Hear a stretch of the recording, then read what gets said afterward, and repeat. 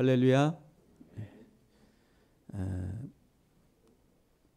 이 마가복음 오늘 본문 11장에서부터 15장까지는 예수님의 공생의 가운데 마지막 일주일에 일어난 사건들을 기록하고 있는 기사입니다. 그래서 이제 첫째 날 아마 이제 일요일이다라고 우리 오늘 태양력으로 보면은 이 첫째 날에 일어난 하나의 그 사건이 이제 예수님이 감람산 벳바게와 베다니에서 나귀 새끼를 타고 예루살렘에 입성하시는 이런 하나의 그 장면이 첫 번째 날에 일어난 하나의 사건의 중요한 사건입니다. 그래서 오늘 예루살렘의 입성에 관한 이 사건을 좀 살펴보면서 특별히 그 감람산 그리고 그 감람산에 있는 벳바게와 베단이라고 하는 마을을 좀 중요하게 다루면서 예수님의 이 입성과 어떤 연관성이 있는지, 그리고 예수 그리스도를 어떻게 우리에게 드러내 보여주고 있는지에 대해서 잠시 말씀을 드리려고 합니다. 이스라엘의 지형을 우리가 이제 살피면은 여리고, 예루살렘에서 여리고로 내려간다 이렇게 성경은 묘사합니다. 그리고 여리고에서 예루살렘으로 갈 때는 올라간다 이렇게 기록하고 있습니다. 왜 그렇게 예루살렘에서 여리고로 내려가고 여리고에서 예루살렘으로 올라간다 이런 표현은 그 지형 자체가 예루살렘은 고지대고 여리고는 아주 저지대입니다. 해발로 치면은 해발보다 더 낮은 지대가 여리고라고 하는 거예요. 약 한 260m 정도 더 낮아요. 해발보다도. 그 바다의 수면보다도 더 200m 더 내려가 있는 그런 저지대에 해당하는 마을이 여리고라고 하는 거예요. 그리고 예루살렘이 있는 이 도성, 여기는 해발 고지가 약 한 760m 정도 됩니다. 그러면은 260에 760이니까 어느 정도 이 고도 차이가 나는 거예요. 1000m 이상의 고도 차이가 납니다. 그러니까는 우리가 서울에 가면은 여기서 관악산을 지나가잖아요. 과천으로. 그 관악산 높이가 어느 정도인지 아세요? 약 한 600m가 좀 넘어요. 630m 이 정도 됩니다. 그러면은 그 관악산 거의 두 개가 올라가 있는 산 높이로 따지면은, 그러니까 여리고에서 예루살렘에 올라갈 때는 그런 하나의 이 고지대로 올라가는 아주 힘든 여정이다라고 하는 거예요. 그리고 이제 예루살렘 성 바로 앞에 동쪽에 감람산이 있는데 이 감람산의 높이가 840m입니다. 해발 840m. 그러니까는 저기 우리 서울에 있는 북한산, 관악산 이런 산보다도 더 높아요. 근데 이 고지대인 감람산에 있는 마을이 벳바게하고 베단이라는 거예요. 그래서 이제 여리고에서 오면 동쪽에, 예루살렘 동쪽에 이 감람산 벳바게와 베다니가 있는데 아주 고지대 800m 이상이 되는 고지대에 있는 마을, 여기를 반드시 통과하게 돼 있어요. 그러니까 여리고에서 예루살렘까지 올라오는 오르막길은 이 감람산 벳바게와 베다니까지는 오르막이고, 그리고 이제 이 감람산에 있는 벳바게하고 베다니 마을을 통해서 이제 예루살렘으로 들어가는 그 길은 내리막길이라고 하는 거예요. 내리막. 그래서 이제 누가복음에서는 이 예루살렘 입성에 대해서 이제 내리막길로 들어갈 때 이런 표현이 나옵니다. 그러니까 상당히 지형이 올라갔다가 정상에 가서 이제 내려오는 그런 하나의 그 모습을 여러분들이 상상하시면 됩니다.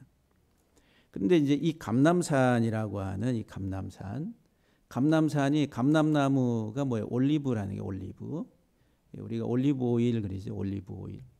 그 올리브 기름 가지고 음식할 때도 상당히 많이 사용하고 있고, 이스라엘에서는 특별히 이제 기름, 이제 하나의 그 불을 밝히는 하나의 그 등잔에 사용되는 기름으로 아주 필수적으로. 그래서 이제 이 감람산에는 이제 이런 올리브 나무가 상당히 많이 자라고 있다는 거죠. 그래서 이제 감람산이라. 이 감람나무, 감람산이라고 하는 이 단어의 의미가 뭐냐면은 이 자이트라고 하는 히브리 말에 원이 밝힌다는 거예요. 밝히다, 빛나다. 그러면 무엇을 가지고 밝히고 빛나게 합니까? 기름을 가지고 밝히고 빛나게 하잖아요. 그러니까 감람나무, 올리브 기름을 가지고 등잔대에 기름으로 써서 불을 밝히고 환하게 하는 그런 하나의 그 용도로서 사용했다라고 하는 거죠. 스가랴서에 보게 되면은 4장에 보면은 이 성전 안에 등잔대가 있습니다. 그러니까 이제 성소에 들어가면은 입구를 통해서, 성소 문을 통해서 들어가면 오른쪽에 떡상이 있고 왼쪽에 등잔대가 있어요. 그러면 제가 지금 여기 서 있는 위치가 구약에 있어서 하나의 그 성전으로 묘사하면은 여기가 지성소예요. 법궤가 있는 지성소. 그리고 저 문이 페타흐라고 하는 성소의 문입니다. 저 성소의 문을 열고 들어오면은 여러분들 오른쪽으로가 떡상이 있어요. 12조각에 12덩어리의 떡이 놓여 있어요. 12지파를 상징하는 열둘과 떡이라고 하는 이스라엘을 상징하죠. 그리고 이 왼쪽으로는 이렇게 금촛대, 날개, 이제 이렇게 7개의 대가 이렇게 쭉 뻗어 있는 등잔대가 있다라고 하는 거예요. 그래서 이 등잔대는 항상 맞은편을 향해서 불을 밝히게 돼 있다라고 하는 거예요. 그래서 이제 성전에 불이 꺼지지 않게 하라고. 근데 그 불을 밝히는 가장 중요한 하나의 그 도구가 뭐냐면 기름이 있어야 될 거 아니에요. 등잔대만 있으면 안 되고 기름이 있어야죠. 그 기름. 그래서 스가랴서 4장에 보면은 이 등잔대 옆에 두 감람나무가 있다. 그 환상을 스가랴 선지자에게 보여줍니다. 그러니까는 이 두 감람나무가 보이느냐, 이게 뭔 줄 아느냐, 이제 그렇게 이제 물어보는 그런 내용들이 나옵니다. 이 두 감람나무는 대제사장 여호수아, 하나는 여호수아를 상징하고 하나는 총독인 스룹바벨을 상징한다. 그래서 이제 대제사장의 기능과 총독인 스룹바벨이 와서 다시 이스라엘의 성전을 다시 회복해 하는 그런 이야기가 이제 스가랴서의 중요한 장래에 이제 그리스도 안에서 회복될 참 성전, 하나님 나라에 대한 하나의 그 묘사다라고 하는 거죠. 그러니까 이 두 감람나무는 하나는 대제사장을 말하고 하나는 총독, 다른 말로 말하 왕이다. 그러니까 통치자, 왕을 이야기하는. 그러니까 이 두 감람나무가 예수 그리스도를 상징한다는 거예요. 그리스도. 예수 그리스도. 두 감람나무에서는 뭐를 만들어내요? 오일, 기름을 만들어내요. 그 오일이 필요한 가장 중요한 이유는 불을 밝히는 거예요. 그 성전을 환하게 밝히는. 그 성전을 환하게 밝힐 때에 뭐가 드러나냐면은 그 성전 자체가 예수 그리스도고 그 성전을 통해서 제사를 드리는 모든 것 자체가 그리스도를 통한 우리를 하나님 아버지의 자녀 되게 하시는 구속의 그 은혜를 설명하는 하나의 방편들이다라고 하는 거예요. 그러니까는 이 올리브 기름, 감람나무 기름을 통해서 불을 환하게 밝히는 그 밝히는 내용이 뭐냐 하면은 예수 그리스도의 구속을, 예수 그리스도의 구속 사역을 밝혀준다라고 하는 거예요. 그러니까 이 성경 전체가 하나님이 우리에게 밝히 보여주시는 하나의 그 불빛과 같은 계시라고 하는 거예요. 근데 이것을 통해서 우리가 볼 수 있어야 될 내용이 뭐냐면은 예수 그리스도의 십자가의 죽음이라고 하는 거예요. 그래서 이 자이트라고 하는 이 감람나무라고 하는 이 단어의 의미가 뭐냐면은 십자가를 드러내는 사역이다라고 하는 거예요.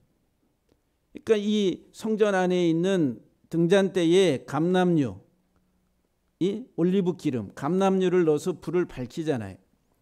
그 불을 밝히는데 환하게 비추는 그 환하게 드러나야 될 내용이 뭐냐 하면은 그리스도의 십자가의 사건이다라고 하는 거예요. 지금 이 감람산에 주님이 오셨어요. 자신이 그 밝힘의 본체라고 하는 거예요. 감람류, 올리브 기름, 그것을 통해서 온 세상을 밝히는데 그 밝힘의 내용이 뭐냐 하면은 소경되고 그리고 어둠 속에 있는 이 세상 속에 십자가의 불을 밝히는 거예요. 그래서 예루살렘에 지금 입성하시는 이유가 뭐냐면은 목적이 뭐냐면은 예수님이 죽으시기 위해서. 이제 일주일 후면은 예수님이 십자가에 죽으시고 다시 살아나시는 이 일정들을 이제 시작하시는 출발점이 감람산이라고 하는 감람산. 그래서 예수 그리스도는 자기 자신의 죽음을 통해 십자가의 죽음을 통해서 지금까지 이스라엘 백성들이 하나님의 자녀라고 자부했던 이스라엘 백성들이 잘못 만들어 놓은 종교, 유대교라고 하는 잘못된 종교의 성전을 다 헐어버리고 다시 예수 그리스도 자신을 통해서 다시 세울 것을 드러내 보여주시는, 이것이 바로 이제 감람산이 우리에게 주는 중요한 하나의 요소라고 하는 거예요. 그 감람산 벳바게와 베다니라고 하는 마을에서 이제 낙이 새끼를 타고 예루살렘으로 입성하시는 이 모든 사건은 내가 누구인지, 예수님 자신이 누구인지, 내가 왜 왔는지, 이 세상에 왜 내가 왔는지, 그것을 이 지역과 마을을 통해 가지고 자기 자신의 사역을 드러내시고 있다라고 하는 거예요. 그런데 이와 같은 예수님의 이와 같은 모든 사역의 궁극적인 목적은 바로 나를 위한, 오늘날 나를 위한 것이다라고 하는 거예요. 그래서 이 감람산이라고 하는 감람류를 만들어내는 이 감람산의 기능은 뭐예요? 불을 밝히는 거예요. 무슨 불을 밝혀요? 십자가의 불을 밝혀서 예수 그리스도의 십자가의 사건을 드러내 보여주는 중요한 하나의 그 요소, 기능을 가지고 있다라고 하는 거예요. 이 감람산 거의 이 정상 부분에 벳바게라고 하는 마을이 있습니다. 그리고 옆으로 베단이라고 하는 마을이 있어요. 그래서 이 벳바게에서 낙이 새끼를 타고 입성한다는, 벳바게 또는 베단이 같이 이렇게 사용하고 있습니다. 이 벳바게라고 하는 마을의 이 이름의 뜻이 뭐냐면 베이트라고 하는 집, 그다음에 파게라고 하는 무화과의 첫 열매, 두 단어가 합성이 된 거예요. 합성이 된, 그러니까 베이트 파게라고 하는 그 벳바게라 했어요. 이 파게라고 하는 이 무화과 열매는 아주 제일 먼저 열리는, 무화과 열매가 1년 이제 봄에 시작해 가지고 여름 끝에까지 한 4번에서 5, 6번까지 열매를 맺게 되는 그런 아주 특별한 나무입니다. 이 무화과 나무는 무, 화, 과, 그래서 무 없을 무자, 꽃화자. 그런데 과실이 있어요. 모든 열매들은 먼저 꽃이 맺히고 그 다음에 꽃을 통해 가지고 거기에 이제 열매가 자리 잡게 되는 거예요. 그러니까 꽃이 핀 다음에 열매가 자리 잡게 돼요. 근데 무화과는 꽃이 없는데 열매가 맺혀진다는 거예요. 예. 특별한. 그런데 이 무화과는 아주 달아요. 달고 아주 맛있습니다. 꿀을 꿀이다라고 이렇게 표현합니다. 근데 이제 이 꽃이 없는데 열매가 맺히는 이 무화과가 1년에 이제 서너 차례 열매가 맺힌다라고 하는 거예요. 그런데 이제 제일 먼저 초봄에 6월절 전에 이렇게 맺히게 되는 그 무화과 나무 과실은 그게 가장 상품성이 없어요. 그래서 이제 무화과 나무에서 이제 무화과를 재배하는 농부들이나 이 사람들은 이 처음 열리는 이 무화과 이 파그라고 하는 이 처음 열매는 그냥 수확을 안 하고 자동으로 떨어지게 내버려 둡니다. 왜냐하면 가치가 없어요. 맛이 없고 상품성이 없으니까. 그런데 이제 이스라엘은 6개월이 우기라고 하는 겨울 기간이 10월 달부터 약 한 6개월 동안 초봄까지 옵니다. 그러니까 이 가난한 사람들이 그 긴 우기의 겨울을 나면서 양식이 떨어지고 먹을 것이 없을 때 초봄에 가장 기다려지는 하나의 그 열매가 뭐냐면은 이 무화과의 처음 열매. 맛은 없는데 그나마 먹을 수 있으니까 양식이 떨어진 가난한 자들에게 있어서는 가장 기다려지는 첫 열매라고 하는 첫 열매. 그래서 이제 히브리 그 유대인들에게 있어서 그 무화과 나무의 첫 열매는 그냥 아무나 와서 가난한 자들 그리고 지나가는 여행객들이나 이런 사람들이 와서 따먹어도 아무런 문제가 되지 않습니다. 그 허용이 되는 거예요. 그러니까는 이 처음 이 파그라고 하는 이 처음 맺히는 무화과 열매는 이 없는 가난하고 천한 사람들에게 있어서는 가장 기다려지는 소망의 하나의 나무다라고 하는 거예요.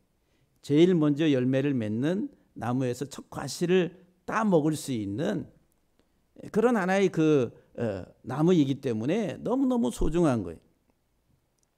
그래서 이스라엘 백성들이 없을 때에 가난할 때에 먹을 것이 풍부하지 못할 때에 가장 먼저 사모하고 기다리는 것이 이 무화과의 첫 열매라고 하는 거예요. 그래서 호세아서 9장 10절에 보면은 옛적에 내가 이스라엘을 만나기를 포도를 만남같이 하였으며 너희 조상들을 보기를 무화과 나무에서 처음 맺힌 첫 열매를 봄같이 하였다. 그래서 하나님이 이스라엘 백성들을 만나기를 광야에서 포도송이를 만남같이 너희 조상들을 보기를 무화과 나무에서 처음 맺힌 그 첫 열매를 봄같이 하나님께서는 이스라엘 백성들을 그렇게 기다리고 소망하시고 간절히 하나님이 이스라엘보다 더 이스라엘 백성들을 더 사모했다라고 하는 그 표현을 이스라엘 백성들이 무화과 나무에서 첫 열매가 맺히기를 가난한 자들이 그 간절하게 소망하며 기다렸던 그 감성을 그대로 그렇게 표현하고 있다라고 하는 거예요. 나훔서 3장 12절에도 보면은 내 모든 산성은 무화과 나무에 처음 익은 열매가 흔들기만 하면 먹는 자의 입에 떨어진 것 같으리라.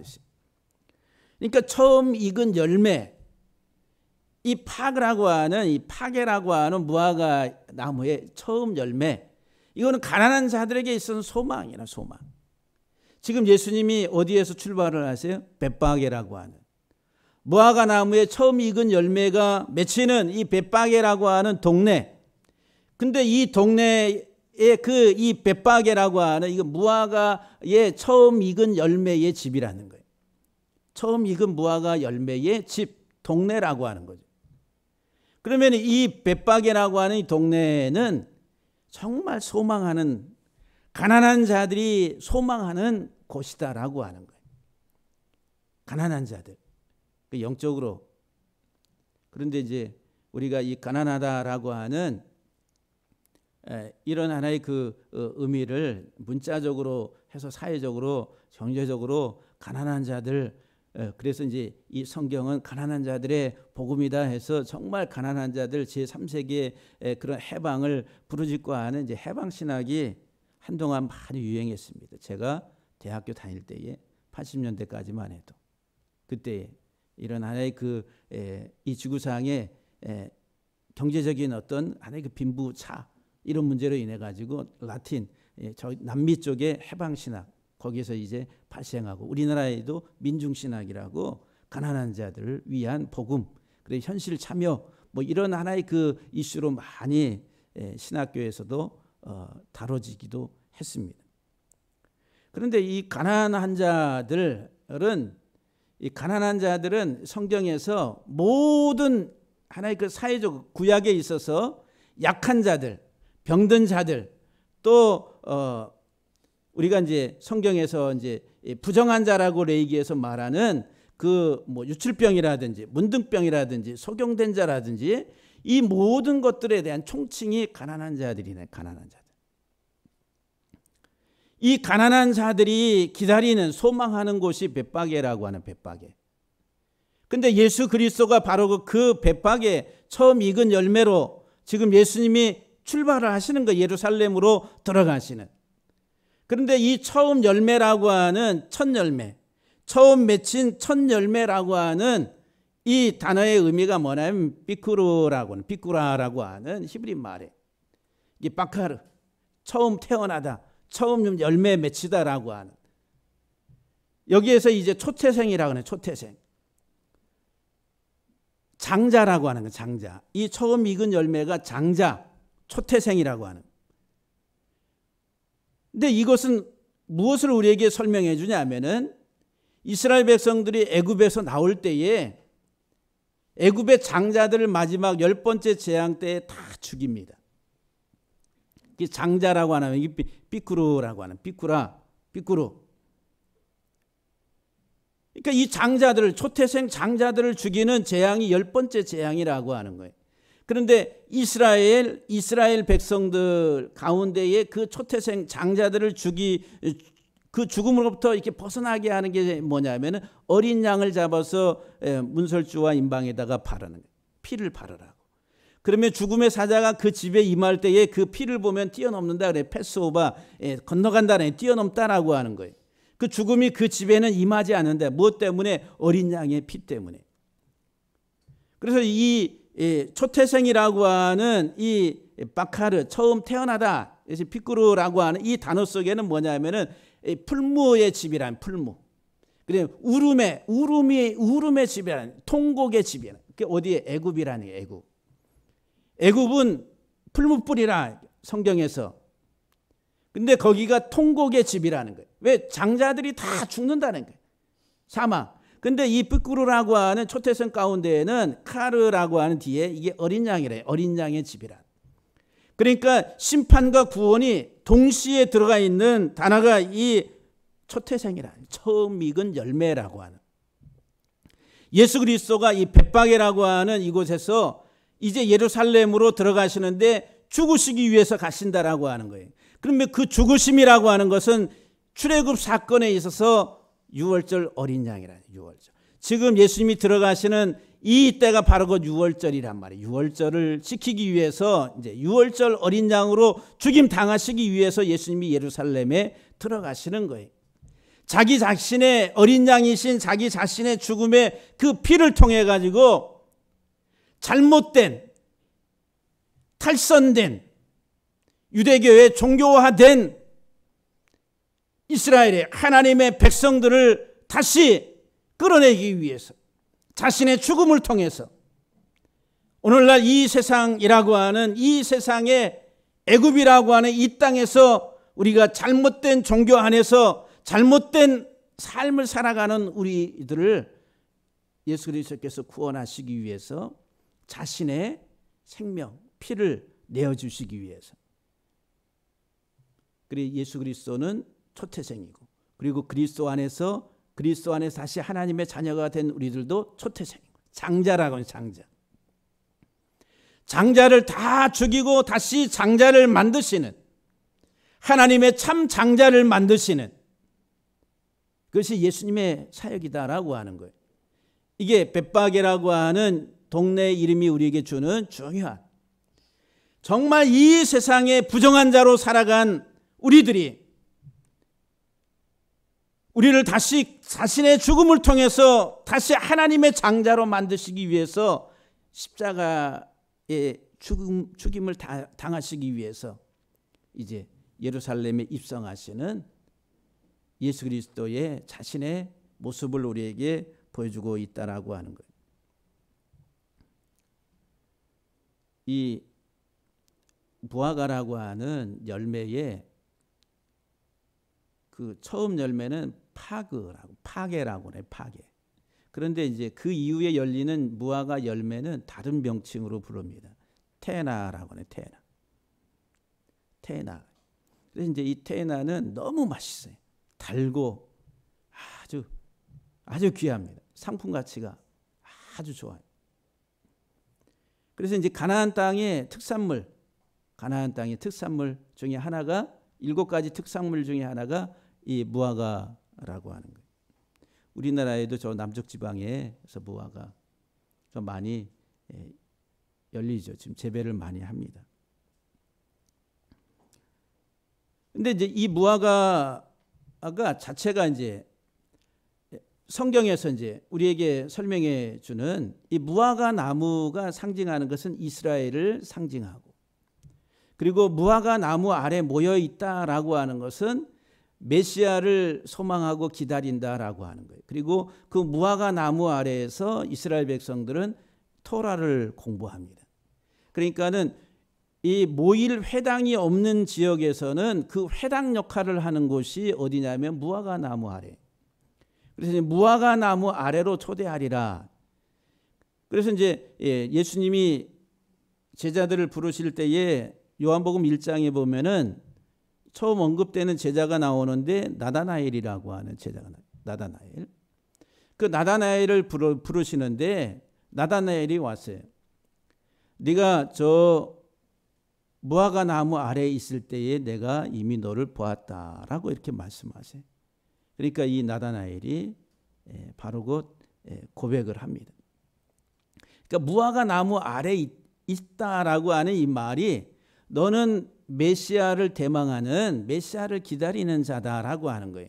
그 무화과 나무 아래에서 토라를 공부하고 토라라고 하는 하나님의 말씀을 통해 가지고 그들이 장차 오실 하나님이 보내실 메시아를 연구하고 그리고 그 메시아를 공부하고 기다리는 그 모임의 장소가 어디냐면 무화과 나무 아래라는 거예요. 무화과 나무 아래. 그래서 네가 무화과 나무 아래 있었던 것을 내가 봤다. 너는 이스라엘 중에 참 진실한 자다. 이렇게 예수님이 인정을 하시죠.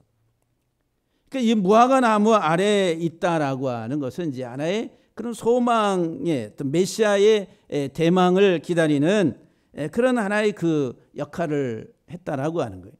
그러니까 지금 예수님은 이 무화과 나무의 마을인 이 벳바게에서 자신이 메시아라고 하는 것을 드러내는 거예요. 그리스도라고 하는, 메시아는 그리스도라고 하는 거예요. 하나님의 보내신 자, 이 세상을 구원할 참 하나님의 보내신 자, 메시아 그리스도라고 하는 것을 자신이 이 벳바게라고 하는 무화과의 동네를 통해 가지고 드러내시는 거예요. 예수님 우리의 참 구원자라고 하는. 그리고 그 옆 동네 이름이 베다니라고 하는 거, 베다니. 그 베다니의 이제 동네 이름의 의미를 2가지로 이렇게 해석합니다, 학자들이. 근데 대부분은 이제 베이트라고 하는 집과 그 다음에 안이라고 하는 가난한, 비천한이라고 하는 2 단어가 합성이 돼서 가난한 자들의 집, 비천한 자들의 집이라.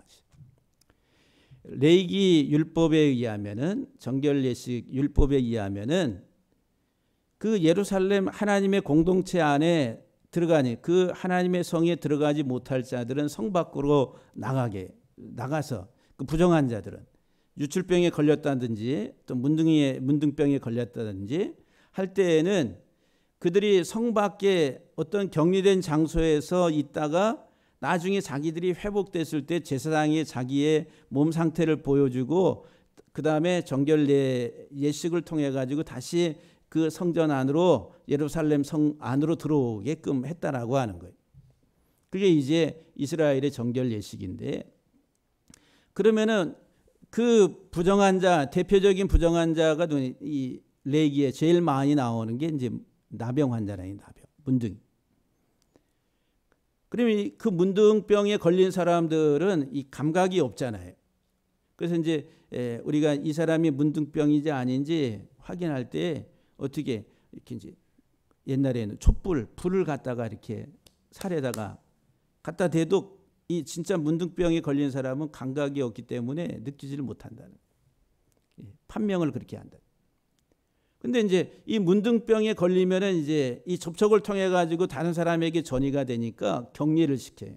그래서 우리나라에 저 밑에 소록도라고 하는 나환자촌이 있잖아요. 이 베다니라고 하는 이 동네가 이 비천한 자들이 모여 사는, 다시 말하면은 예루살렘 성전 안에 들어가지 못하는 부정한 자들이 모여 살게 만든 동네가 베다니라고 하는, 베다니. 가난한 자들, 비천한 자들, 사람들로부터 혐오를 받는 사람들, 그들이 모여 사는 곳이 이 베다니라고 하는 동네라고 하는 동네. 그래서 이 베다니에서 누구를 고쳐줍니까? 문둥이 나병 환자인 시몬을 고쳐줘요. 이 베다니에서. 왜? 그 나병에 걸린 이런 사람들이 격리돼서 살아야 될 하나의 그런 장소라고 하는 거예요. 그리고 가난한 자들, 나사로, 이 가난한 자들이 사는 동네가 바로 곧 이 베다니라고 하는 거예요. 그러니까 예수님이 특별히 예루살렘에 이렇게 많이 오시지는 않지만은 예루살렘에 오실 때마다 예수님이 거하셨던 동네가 어디냐면 이 베다니라고 하는 거예요.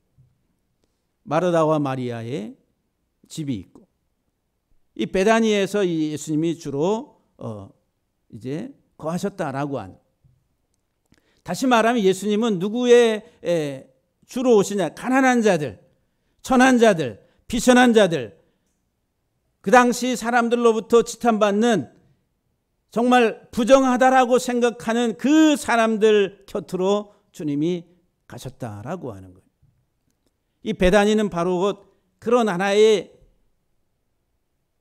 격리되어 있는 나환자, 음성 나환자촌 같은 그런 부정한 자들이 모여 사는 그런 가난한 자들의 동네요, 아픈 자들의 동네라고 하는 거예요. 예수님이 거기에서 나귀를 타시고 예루살렘으로 들어가신다라고 하는 거예요. 가난한 자들의 주님이라. 이 가난한 자들은 누구냐면은 온 세상 모두가 다 소경됐고 문둥이가 됐고 앞을 보지 못하고 어두움 속에서, 그리고 치유할 수 없는 그런 유출병을 가지고 있는 부정한 자들처럼 살아가는 인생들을 상징한다라고 하는 거예요. 단순히 문자적으로 그냥 가난한 자들, 나환자, 이것을 말하는 것이 아니라 영적으로 하나님과 단절돼서 죄로 인해 가지고 우리의 부정함, 세속적이고 속화되어 있는 욕심과 탐욕으로 인해서 우리의 이 모든 것들이 하나님과 단절돼 버린, 참 하나님과의 관계가 깨져버린 이 천하고 부정한 자들을 구원하시기 위해서 친히 그 가난한 자들의 동네로 오신 분이.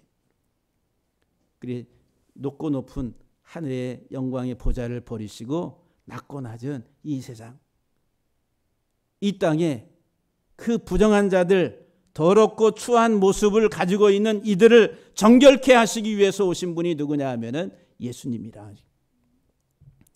그 예수 그리스도 안에서 정화되지 못할 자는 한 사람도 없습니다. 예수 그리스도의 보혈을 의지해서 내가 깨끗함을 받지 못할 내 어떤 모습을 가지고 있는 사람이 이 세상에 하나도 없어요.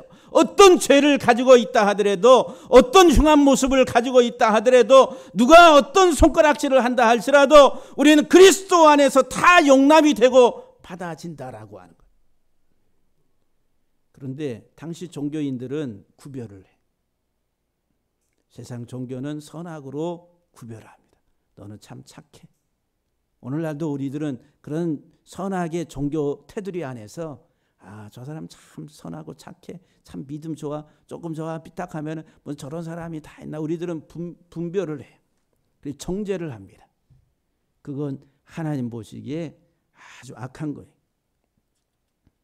정상적인 것 같은데 비정상해.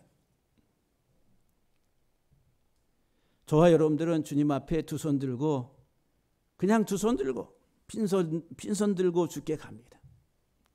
거저 아무 공로 없지만은 그러나 우리는 예수 그리스도의 보혈을 바라보면서 주님 외에는 다른 길이 없음을 알고 내가 이 지금까지 어떻게 살았든지 간에 하나님은 그리스도 안에서 우리를 다 받아주시는 아버지시라는 거예요. 탕자의 비유에서 우리에게 주신. 어떻게 살았든지 간에 아버지를 기억하고 다시 아버지께로 돌아가서 회복되기를 소망하는 사람이라고 한다면은 하나님은 다 받아주세요. 이 가난한 자들을 위해서 주님이 오셨다. 베단이라고 하는 가난한 자들의 동네. 그래서 예수님이 이제 맞은편 마을로 가서 거기 가면 아무도 타보지 아니한 나귀 새끼가 있을 텐데 그것을 풀어가지고 끌고 오라고 이렇게 제자들에게 말씀합니다. 아직 아무도 타보지 않은 나귀 새끼라 하시. 여기 아무도 타보지 않은 이 말의 의미는 뭐냐면 순결하다. 아직 때묻지 않았다는 거예요. 그냥 사람들에게 어떤 이 낙이라고 하는 것은 상업용입니다. 운송수단이에요. 그 당시에는. 오늘날로 말하면 화물차 뭐 이런 개념이다라고 보시면 돼요. 이 물건을 싣고 나르는 이동수단, 예? 자가용 또는 화물차 이런 개념으로 여러분들이 판단하시면 돼요. 그런데 아무도 타보지 아니한 이 말은 아직 세상 일에 전혀 세속적인 일에 사용되지 아니한 그냥 깨끗한 것을 말해요. 순결성을 이야기한다라고 하는 거예요. 예수님이 그 나귀 새끼를 끌고 오라고. 다시 말하면 예수님은 누구시냐면 세상에 물들지 아니한 속되지 아니하신 분이다라고 하는 거예요. 이 정결하신 예수 그리스도가 세상에 속된 것에 물들어 있는 우리들을 정결하게 하시려고 오신 분이다라고 하는 거예요. 그래서 이제 순결하신 예수 그리스도, 그리고 구약 레기의 하나의 그 중요한 키워드가 뭐냐?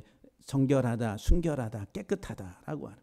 그 반대는 부정하다, 더럽다, 속되다. 이 두 가지로 거룩하고 깨끗한 것, 속되고 부정한 것. 그래서 이제 속되고 부정한 것을 거룩하고 깨끗하게. 그런데 이것은 사람의 힘으로는 안 되고 하나님으로서 할 수 있는 일인데 예수 그리스도의 피를 통해서만이 우리들을 정결하고 깨끗하게.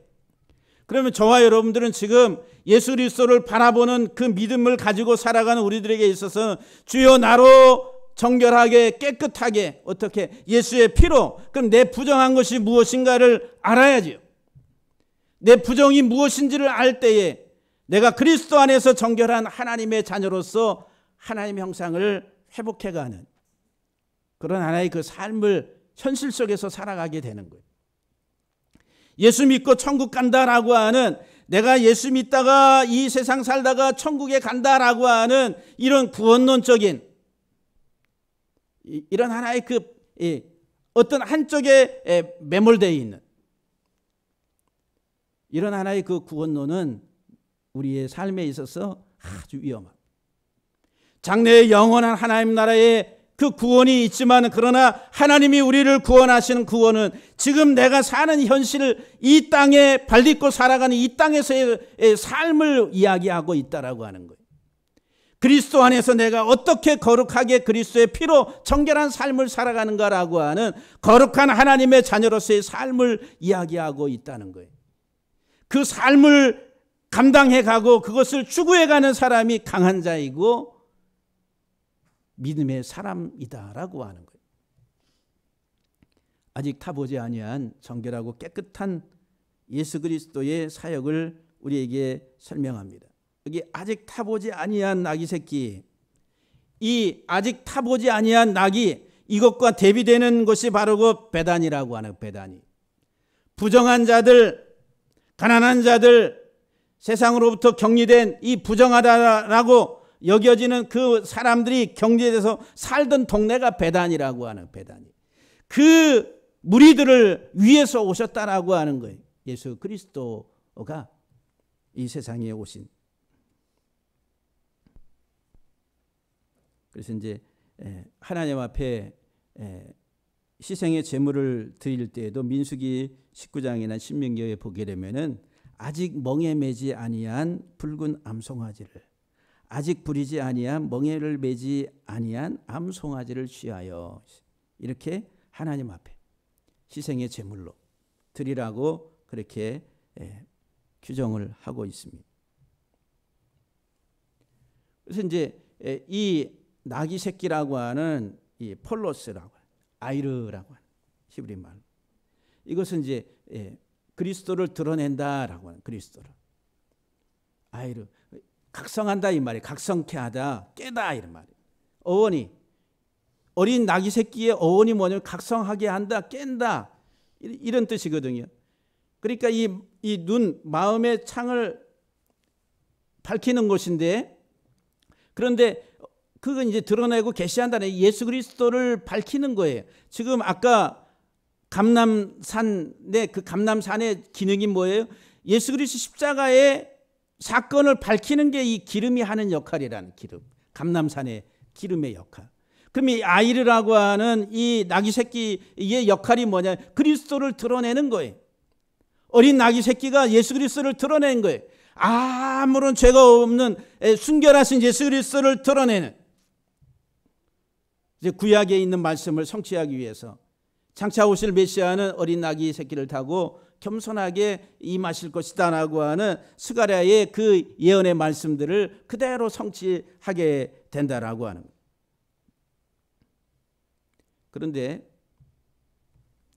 이 나귀가 상징하는 그 의미가 뭐냐면은 순종, 겸손과 순종입니다.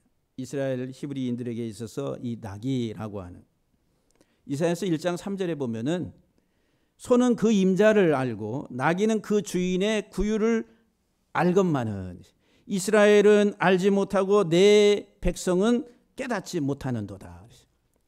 소는 그 임자 주인을 알고 그 나귀는 그 구유를 알건만은, 알건만은, 그리고 이스라엘은, 내 백성은 모르고 깨닫지 못하는도다.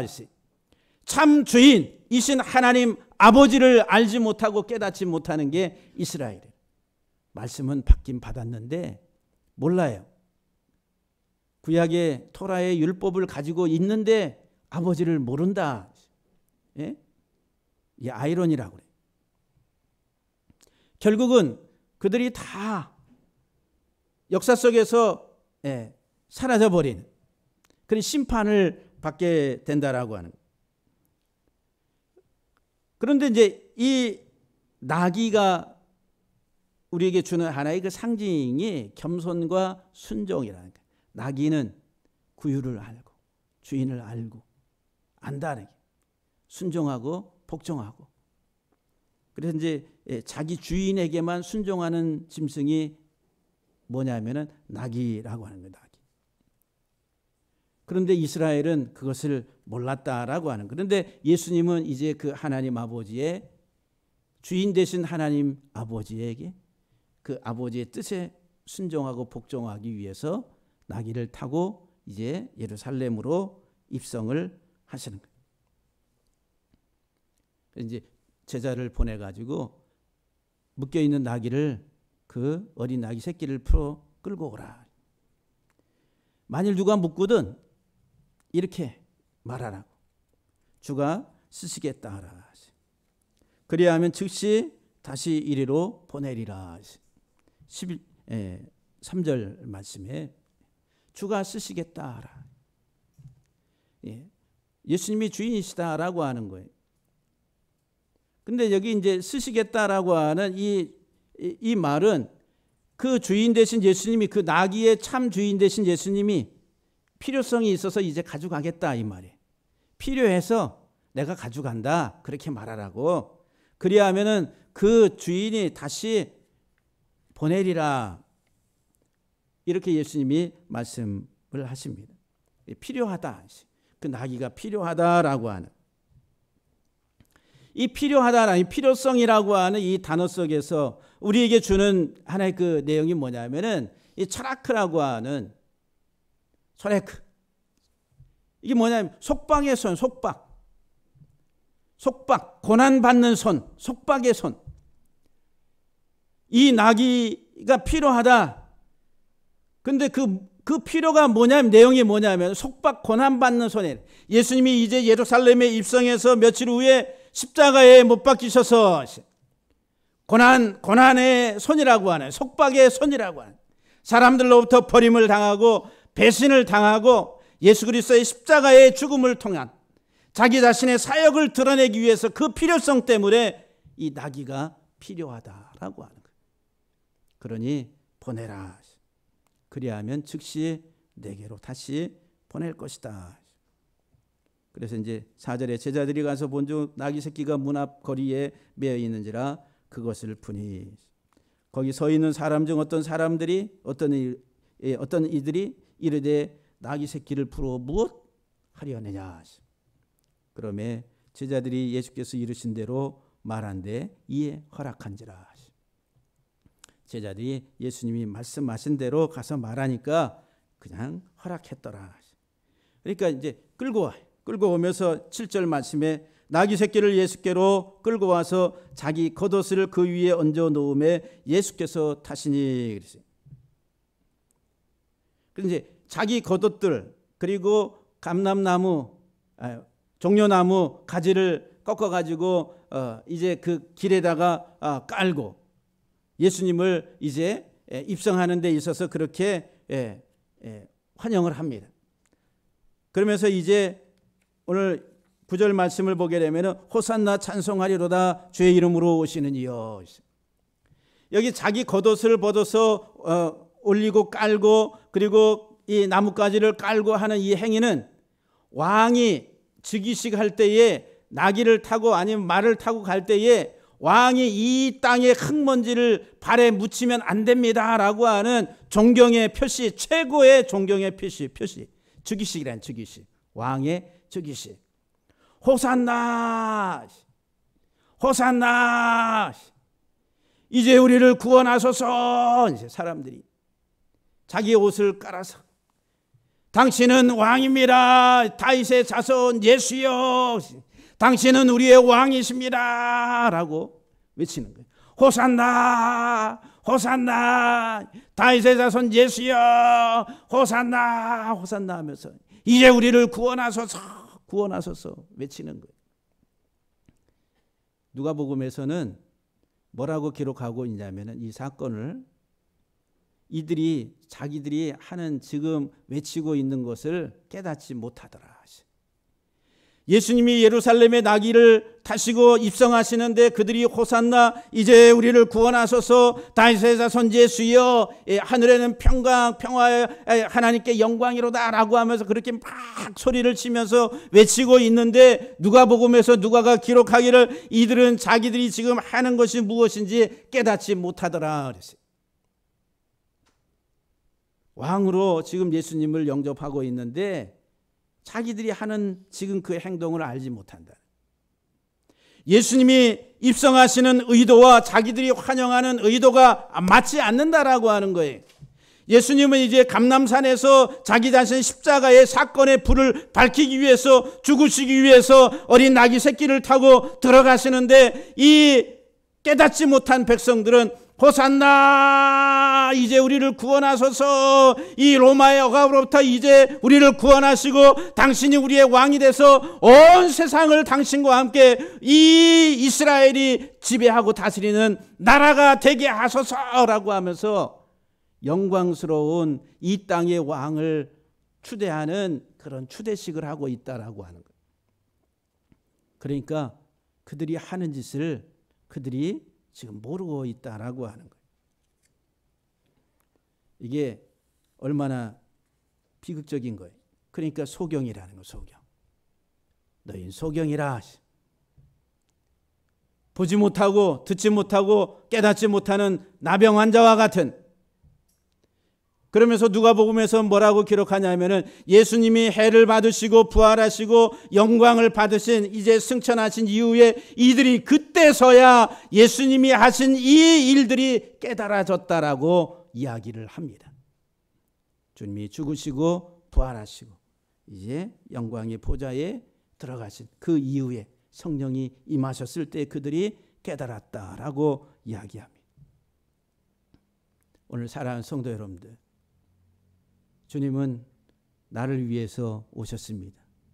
내 어둡고 내 무감각하고 무지하고 알지 못하고 깨닫지 못하는 이 땅의 눈이 어두워 살아간 정말 짐승 같은, 아니 벌레 같은 인생을 살고 있는 내게 주님이 오셔서 비천하고 보잘것없는 이 베란이라고 하는 그 동네에 비천한 소외돼서 버림받아서 살아가는 그 인생을 살고 있는 나에게 오셔서 불을 밝혀주시고 참 나의 소망, 나의 생명, 나의 구원, 예수 그리스도 외에는 참 소망이 없음을 우리에게 보여주시고 드러내신 십자가의 죽음을 통해서 우리 사랑하는 성도 여러분들, 예수 그리스도 안에서 참 생명과 자유, 해방의 기쁨을 누릴 수 있는 우리 모두가 되기를 주의 이름으로 간절히 축복합니다.